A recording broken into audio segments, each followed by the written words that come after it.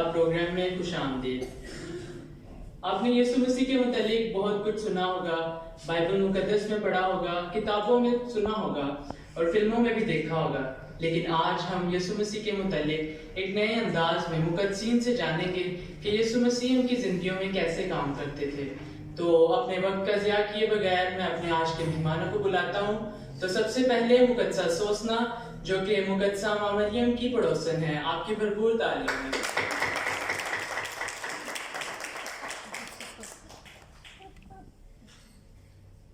इसी के साथ मुकद्दसा हन्ना, जो कि मुकद्दसा माँ मरियम की वालदा और यीशु मसीह की नानी जान है। मुकद्दस यूहन्ना इस्तबागी और साथ ही मुकद्दस पतरस। इसी के साथ मुकद्दस लूका को दावत देंगे और साथ ही शमाउन पतरस, यूहन्ना, मुकद्दस मत्ती,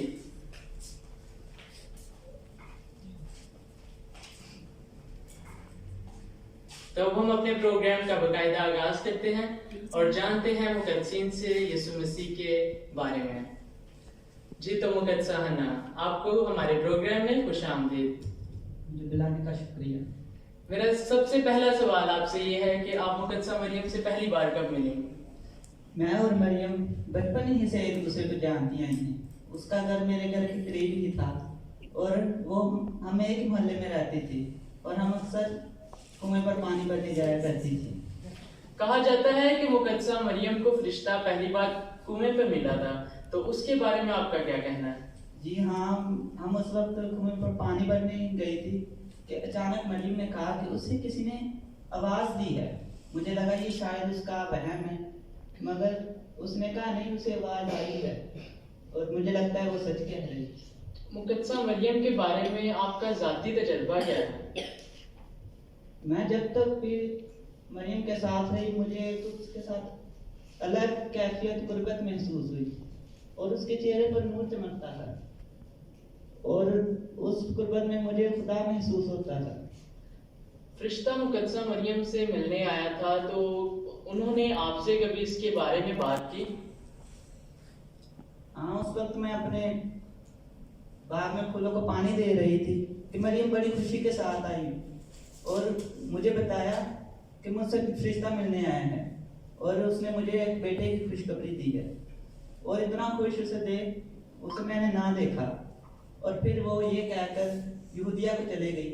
वहाँ एलिज़ाबेथ थी जो 5 थी। और कुछ उनके बारे में? हाँ, मैं उस वक्त उसके साथ ही जब उसकी मंगनी हुई थी। यूसुफ निजारी से उसकी मंगनी हुई थी और यूसुफ निजारी आस-पास था और मेरे पास यूसुफ के लिए अल्फाज नहीं। आपका बहुत बहुत शुक्रिया, आपने हमें अपना कीमती वक्त दिया। ये आपका भी शुक्र। तो अब हम बात करते हैं मुकद्दसा हन्ना से, जो कि यीशु मसीह की नानी है, कि वो यीशु मसीह के बारे में क्या कहती हैं। मुकद्दसा हन्ना, आपको इस प्रोग्राम में खुशामदीद। मुझे बुलाने के लिए शुक्रिया। आपसे मेरा पहला सवाल ये है कि आप यीशु मसीह की नानी जान है, तो मुकद्दसा मरियम के बाद आप भी होंगी जो यीशु मसीह को ज्यादा जानती होंगी, तो कुछ उनके बारे में, हम बचपन के बारे में हमें बताएं उनके। जब यूसुफ और मरियम यीशु का नाम अपना नाम लिखवा कर वापस आए थे, तो यीशु की पैदाइश हो चुकी थी और जब वो मेरे घर आए तो यीशु उनके साथ था, तो मुझे बहुत खुशी हुई और मैंने उसको अपनी बाहों में लिया। मजूसियों के बारे में कुछ बताएं हमें। यीशु मेरा नवासा माह दिसंबर में पैदा हुआ और उसकी पैदाइश के कुछ ही दिनों बाद हमारे घर में चंद मजूसी आए, तो उन्होंने मुझसे कहा कि हम बादशाह को मिलने आए हैं। लेकिन मुझे समझ नहीं आई और मैं हैरान हो गई कि वो ऐसा क्यों कह रहे हैं, किस बादशाह का जिक्र करे। लेकिन जब उन्होंने कहा कि वो यीशु को वो मिलने आए हैं जो पैदा हुआ है, तो तब मुझे समझ आई शायद ये मेरे निवासी को मिलने आए हैं। तो मैं उनको अंदर ले आई और उन्होंने फिर अपने डब्बे खोले और उनमें मेरा ख्याल है सोना, मुर और लबान उन्होंने नजर किए। बहुत अच्छा। यीशु के बचपन के मुतालिक हमें कुछ बताएं। यीशु हमसे बहुत मुनफरिद था, वो सबसे मुनफरिद था। खेलते वक्त जब मैं उसे देखा करती तो वो दूसरों को आगे कर देता और खुद पीछे हो जाया करता ताकि दूसरा जीते। यीशु के बचपन के मुतालिक हमें कोई और वाकया उनके बारे में बताएं। हाँ, मरियम ने एक बार मुझे बताया था कि जब वो कुर्बानी के लिए यरूशलेम गए हुए थे तो यीशु उनसे खो गया था और 3 दिन के बाद तकरीबन वो उनको हैकल में मिला था। यीशु मसीह ने मुकद्दस यूसुफ से पढ़ाई का काम सीखा, तो उसके बारे में आपका क्या कहना है?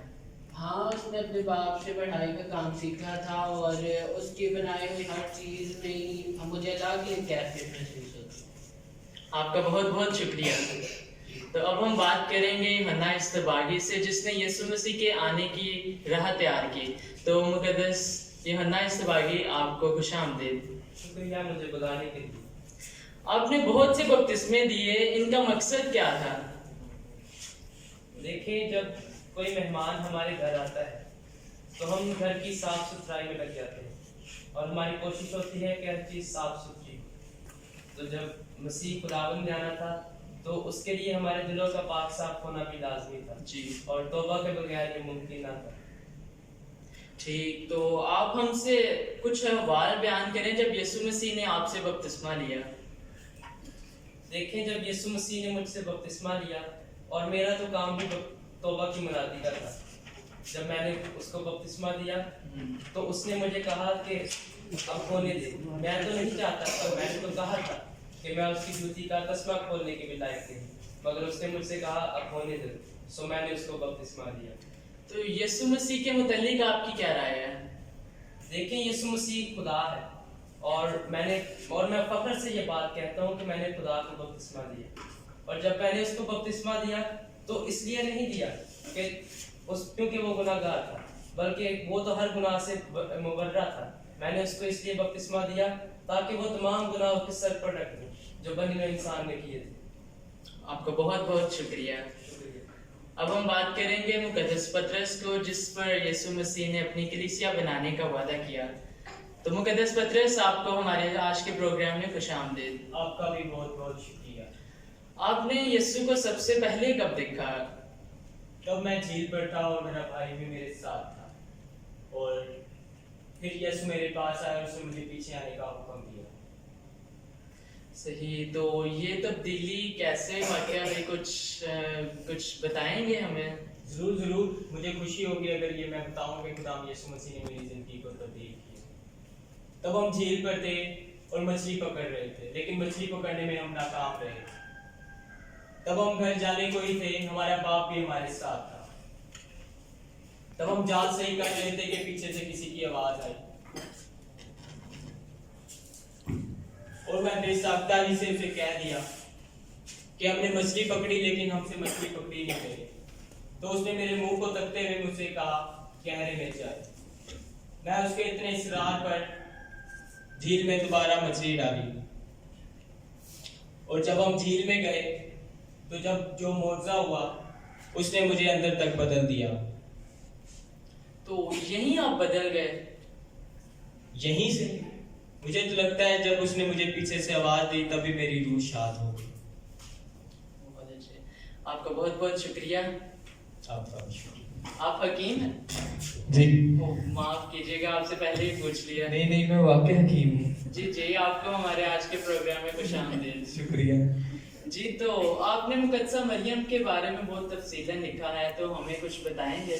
जी, मैं मुकद्दसा मरियम को बहुत करीब से जानता हूँ। इसकी वजह ये कि उनका मकान हमारे मोहल्ले में था और मेरा दादा हकीम था और इन्हीं से मैंने इस फन को सीखा और हमारी दुकान भी उन्हीं के मोहल्ले में थी। तो वो अक्सर औकात करती, लेकिन कभी कभार हम मुझसे दवाई लेने आया करती थी। तो फिर तो आप सोचना को भी जानते हैं? जी, ये तो मेरे फूफो की बेटी है। अच्छा, मैंने यीशु को मुनादी करते हुए सुना है और इतना कि जितना कुछ लिखा है सब उससे दरियाफ्त करके लिखा है।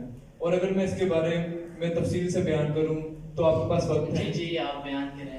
अच्छा, तो मेरे दोस्त ताओफिलस ने मुझे खत भेजा कि वो जिंदगी से बेजार है और चाहता है कि मैं उसकी मदद करूं और मैंने जिंदगी से बेजार है और बस चाहता है। आपका बहुत बहुत शुक्रिया। तो अब हम बात करेंगे मुकद्दस शमाउन से। जी, तो मुकद्दस शमाउन, आपको हमारे आज के प्रोग्राम में खुशामदीद। आपका भी शुक्रिया। आपने यीशु को देखा था तो बचपन में आपके क्या एहसास थे उनके बारे में? खुदावन ने मुझसे कहा था कि जब तक मैं उसके बेटे को ना देख लूं, मैं जीता रहूंगा। तो कैसे आप यीशु से मिले? उस वक्त जब मरियम और यूसुफ यीशु को हैकल में लाए तो इत्तेफाकन मैं भी वहां गया हुआ था। और अगर मैं ये कहूँ कि खुदा की तरफ से है तो ये दुरुस्त है। जी, फिर वहां पर मुझे खुदावन ने आवाज दी और मैंने देखा कि मुकद्दसा मरियम और यीशु। अच्छा,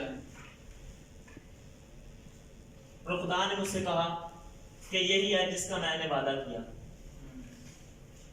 सही। और मुझे वहां महसूस हुआ कि खुदा ने ना सिर्फ इसराइल के लिए बल्कि पूरी दुनिया के लिए निजात हिंदा भेजा। ठीक, आपका बहुत बहुत शुक्रिया। अब हम बात करेंगे मुकद्दस मत्ती से।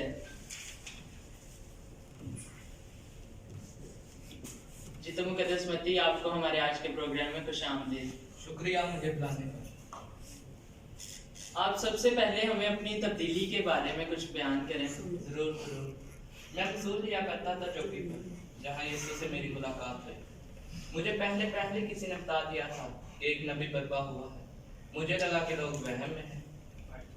और जब यीशु ने मुझे वसूल की चौकी पर आवाज दी तो मुझे नामालूम सी कैफियत ने उठा दिया और मैं खुदावंद यीशु मसीह के पीछे हो गया।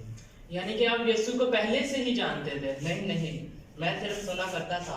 लोग अक्सर कहा करते थे कि एक नबी बर्पा हो गया है, पर मुझे क्या पता था कि वो नबी खुद ही मेरे पास आ जाएगा। आपने यीशु मसीह के मुतालिक सबसे ज्यादा लिखा है, तो हम कह सकते हैं कि आप यीशु के सबसे ज्यादा करीब थे। भले ही मैंने यीशु के बारे में ज्यादा लिखा है, मगर हम सभी उसके करीब थे। यीशु गरीबों, मोहताजों, अनुदानों के लिए आया था, गोया वो उसके खानदान से थे। वो अनुदानों के लिए आया और उनके लिए जो गुनाहों में मर गए। यीशु की तालीम के मुतालिक हमें कुछ बताएंगे? यीशु अक्सर अमीरों को मलामत किया करता था कि वो अपना कुछ हिस्सा गरीबों को दे। आपका बहुत बहुत शुक्रिया। तो अब हम बात करेंगे मुकद्दस यूहन्ना से, जो कि यीशु मसीह के सबसे छोटे और सबसे प्यारे शागिर्द थे। तो मुकद्दस यूहन्ना, आपको हमारे आज के प्रोग्राम में खुशामदीद। शुक्रिया आपका मुझे बुलाने का। आप हमसे वो वाकया बयान करें जब यीशु आपसे मिला। पहली दफ़ा जब मैं और मेरा उस्ताद दोनों दरियाए उर्दन पर गए, मेरा उस्ताद वहाँ बपतिस्मा दे रहा था और यीशु उधर आया और हजूम से होता हुआ उसने उर्दन में कदम रखा। तब मैं वहाँ खड़ा किनारे पर उसे देखा। माफ करें, आपकी बात काटी। तो क्या मुकद्दस यूहन्ना ने आपसे पहले ही इनका जिक्र किया था? जी हाँ, उन्होंने हमें पहले ही बता दिया था एक नबी का जो आने वाला है। तो आपने कैसे जाना यीशु के मुतालिक? यूं ही यीशु ने उर्दन में उतरा तो उन्होंने बाआवाज़ नाम पुकारा और कहा कि ये है खुदा का बरा। उस वक्त मैंने खुद में अल्लाह की कैफियत पाई और उस दिन से मैं यीशु के पीछे हो गया, क्योंकि मेरे उस्ताद ने मुझे बता दिया था कि उसके पीछे जाने का। आपका बहुत बहुत शुक्रिया। जी, तो हाज़रीन, हमने यीशु मसीह के बारे में सबसे बढ़कर उनके रसूलों से, उनके करीब रिश्तेदारों से सुना कि यीशु मसीह उनकी ज़िंदगियों में कैसे काम करते थे। तो हमारा आज के प्रोग्राम का वक्त ख़त्म हो जाता है, तो हम सबको इजाज़त दें। आपकी भरपूर तालीम।